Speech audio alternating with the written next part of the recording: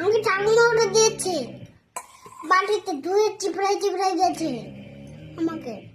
আমি নিচ্ছি, আমাকে বলছি আমি বম বলছি। কেন সবাই তো বলে অনেক ছুঁচা হয়ে গেছে, ছুঁচা হয়ে গেছে, ছুঁচা হয়ে গেছে।